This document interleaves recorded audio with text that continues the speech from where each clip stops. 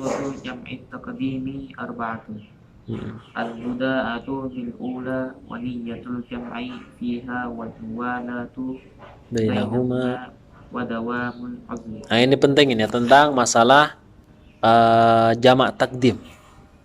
Dilanjut nanti dengan jamak takhir. Jamak takdim itu adalah mengumpulkan ya salat di waktu yang kedua ya diletakkan di salat di waktu yang pertama.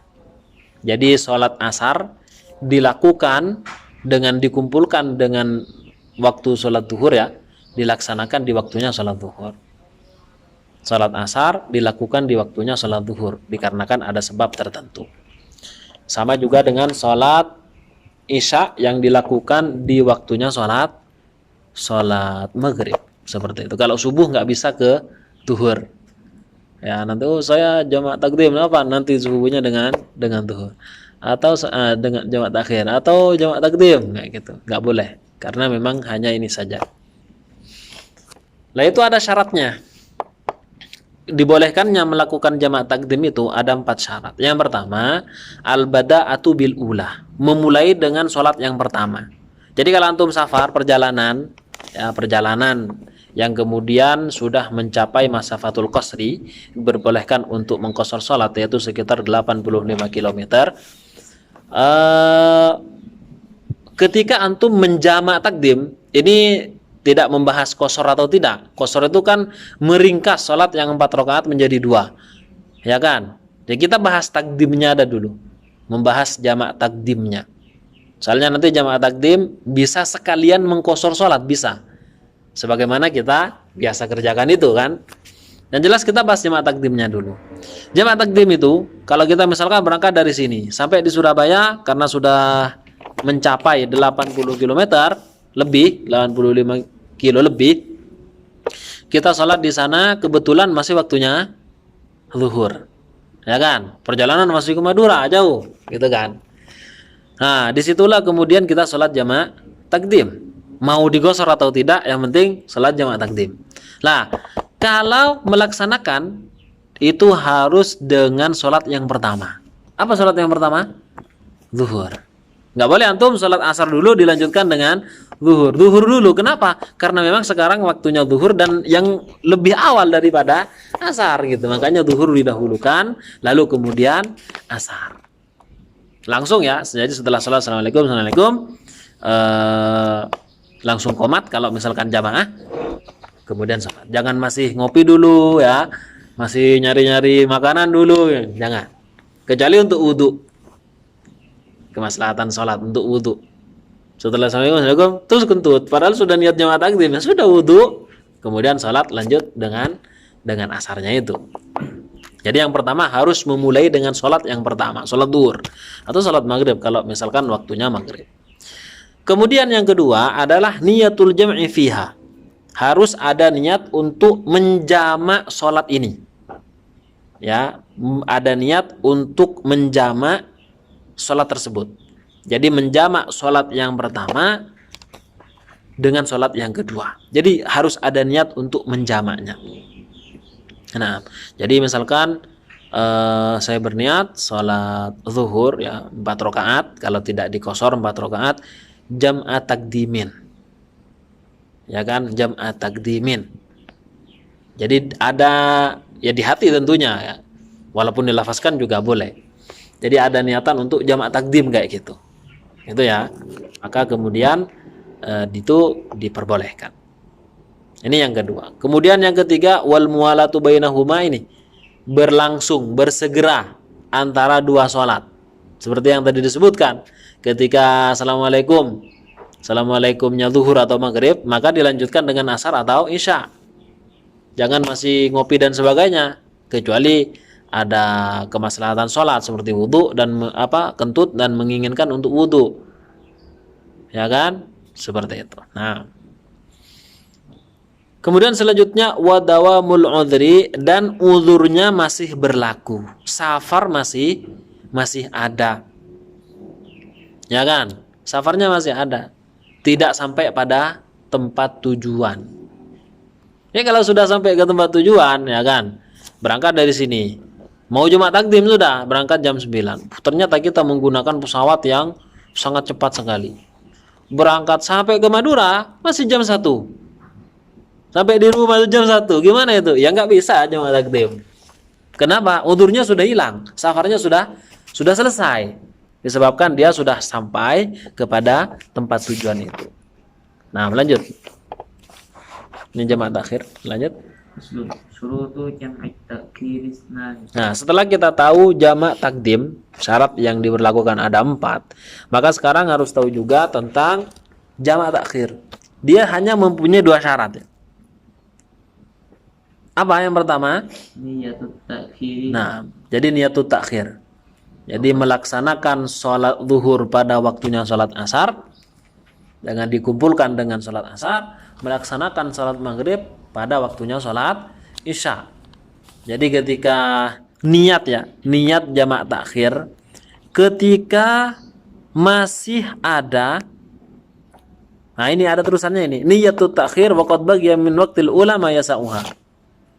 Jadi dia niat jamak takhir waqad baqiya dan sungguh masih tersisa min waqtil ula dari waktu yang pertama ma yasauha, yaitu dengan waktu yang sekiranya cukup melaksanakan sholat. Ya. Misalkan asar itu jam 3, anggap saja jam 3 sudah berjalan sampai di Surabaya, masuk waktu zuhur, dan kita belum sempat melaksanakan sholat zuhur karena kita menunggu teman misalnya, ya kan, karena bawaan kita terlalu banyak sehingga kalau ditinggalkan dikit nanti diambil orang misalnya. Nah, di Pamekasan kita bisa sholat. Hanya saja nyampe ke Pamekasan itu nanti sudah waktunya asar, jam 4, jam 3 atau jam 4. Sementara kita masih ada di Surabaya jam 12-an, di mana sudah masuk waktunya zuhur. Gimana? Nah, antum selama perjalanan dari Surabaya ke Pamekasan ini, ya kan, dimana ketika di Pamekasan adalah waktunya asar, itu antum harus niat di salah satu waktu ini. Oh ya, nanti saya mau sholat jamak takhir. Harus ada niat, harus di hati, harus ada ucapan semacam itu. Saya jamak takhir saja di Pamekasan karena di sini tidak memungkinkan dan sebagainya. Kalau antum tidak niat jamak takhir, ya, lalu kemudian sampai Pamekasan sudah waktunya asar, kemudian akan menjamak takhir, sholat zuhur tadi dilaksanakan waktu asar, itu nggak boleh. Kenapa? Karena tidak ada niat. Loh kok bisa? Bukankah ini hanya niat? Innamal a'malu binniyat. Niat itu sangat penting. Karena dalam hadis tadi kan, sesungguhnya amal perbuatan itu dianggap sah ketika kita ada niat. Ya kan? Ketika ada niat. Kalau tidak ada niat nggak bisa. Nah, jadi harus ada niat ya. Niatnya itu mulai dari jam 12 bisa semenjak waktunya masuk waktu zuhur. Kalau antum niatnya jam 11, zuhur belum masuk, saya jamaah takhir saja nanti itu sholatnya di Pamekasan. Padahal masih jam 11, perjalanan menuju Surabaya. Ini gimana kira-kira, sah nggak?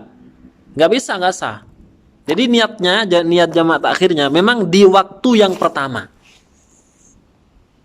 Sampai kemudian waktu yang sekiranya cukup melaksanakan sholat 4 rakaat, yaitu zuhur. Jadi misalkan jam 3 kurang 5 menit, 5 menit cukup nggak untuk melaksanakan zuhur 4 rakaat? 5 menit. Cukup. 5 daqaik, cukup. Nah, disitulah. Tapi kalau antum sudah 1 menit menuju semenit lagi adzan, baru niat jamaah takhir, nggak bisa. Kenapa? 1 menit nggak cukup melaksanakan sholat zuhur sebanyak 4 rakaat. Itu maksud dari ma yasa'uha. Waktu yang cukup melaksanakan sholat zuhur, sholat yang pertama, atau sholat maghrib. Apalagi sudah bentar lagi, sudah kurang setengah menit mau adzan, baru saya niat jamaah takhir. Nggak bisa. Berarti dia tidak mempunyai perhatian terhadap masalah sholat ini. Dan memang ya, orang ketika perjalanan biasanya udah nggak sholat, Mas. Ketika perjalanan terus kemudian tidak sholat, lalu tabrakan misalnya ini, kemudian meninggal, gimana kira-kira?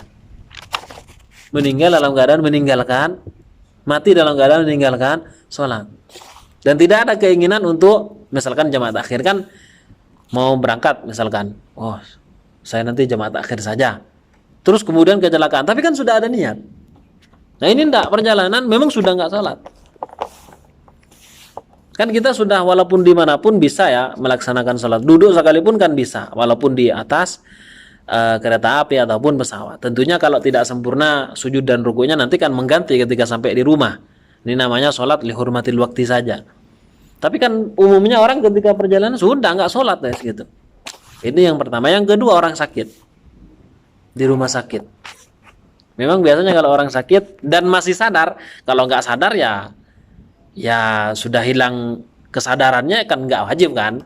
Nah ini memang tidak apa namanya itu, kesadarannya masih ada, cuman karena sakit istilahnya lalu tidak sholat, terus kemudian meninggal. Ini gimana kira-kira? Mati dalam keadaan meninggalkan sholat.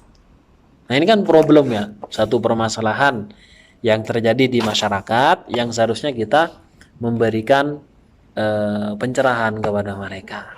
Jangan sampai walaupun kita sakit meninggalkan sholat. Lanjut. Wadawamul وقد بقي ya ila ma yasauha udri ila tamam tsaniya. Ya, wadawamul udri ila tamam tsaniya, dan tetapnya udur ila waktu tsaniya, sampai ila tamam tsaniya, sampai pada sempurnanya salat yang kedua. Jadi salam yang kedua, salat yang kedua, salat asar misalnya, assalamualaikum warahmatullahi, assalamualaikum warahmatullahi, lalu kemudian udurnya sudah hilang, maka nggak apa-apa. Tapi kalau misalkan udurnya masih ada di tengah-tengah sholat, lalu kemudian dapat satu rakaat dia udurnya habis, atau misalkan kan dia misalkan naik kereta, ya kan, keretanya di sini, stasiunnya, rumahnya di sana, ya kan. Lalu kemudian dia sholat, nah, di tengah jalan terus nyampe rumahnya, nyampe desa rumahnya, terus sampai ke sini, ya nggak sah gitu kan. Termasuk juga diantaranya adalah di tengah-tengah sholat dia berniat mukim. Mukim itu dia berniat untuk bertempat tinggal. Di tengah-tengah sholat yang kedua, ini padahal jamaah takhir, lalu dia berniat, saya akan tinggal di tempat sini saja selama 3 hari. Nah ini kalau sudah ada niat seperti ini, dia tidak boleh menjamak akhirnya. Nah seperti itu ya, ini tentang masalah jamak takdim dan jamak takhir. Baik, cukup. Langsung kita tutup dengan kafaratul majelis. Subhanakallahumma wa bihamdika, asyhadu an la ilaha illa anta, astaghfiruka wa atubu ilaik.